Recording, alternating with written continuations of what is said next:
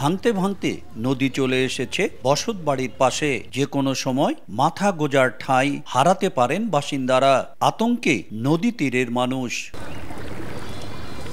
নীলফামারীর ডিমলার 10টি ইউনিয়নের মধ্যে 6টি তিস্তার তীরবর্তী বন্যা কবলিত এলাকা। ভারী বর্ষণ হলেই এসব এলাকার নিম্নাঞ্চল পানিতে তলিয়ে যায়। বর্তমানে পূর্ব দোহলপাড়া ও পূর্ব বাইশপুকুর এলাকায় নতুন করে দেখা দিয়েছে ভাঙন। বসতবাড়ি থেকে মাত্র 200 থেকে 250 মিটার দূরে অবস্থান নদীর, অথচ ভাঙন প্রতিরোধে পানি উন্নয়ন বোর্ডের কোনো পদক্ষেপ নেই। অভিযোগ স্থানীয়দের। আজ থেকে 18 বছর হয় আমার বিয়ে হয়েছে, তখন এই নদীর মাঝখানে আমার 11 বিঘা সম্পদ ছিল। সেই জমি তো এক এক করে এই তিস্তা সর্বনাশা তিস্তা সব ভেঙে নিয়ে গেছে। ভাঙতে ভাঙতে আমাদের ঘরের পিছনে আইছে, তাহলে আমরা এখন থাকবো কোন জায়গায়, কি করে খাবো? ইতিমধ্যে আমার একটা ছাগলের খামার ছিল, এটা নদীর গর্ভে চলে গেছে।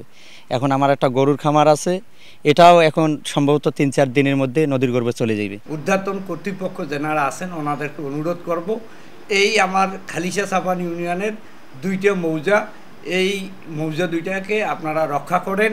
পানি উন্নয়ন বোর্ড বলছে 3 থেকে 4টি পয়েন্টে ভাঙন এলাকাগুলোকে পূর্ব সতর্কতামূলক ব্যবস্থা নেওয়া হয়েছে।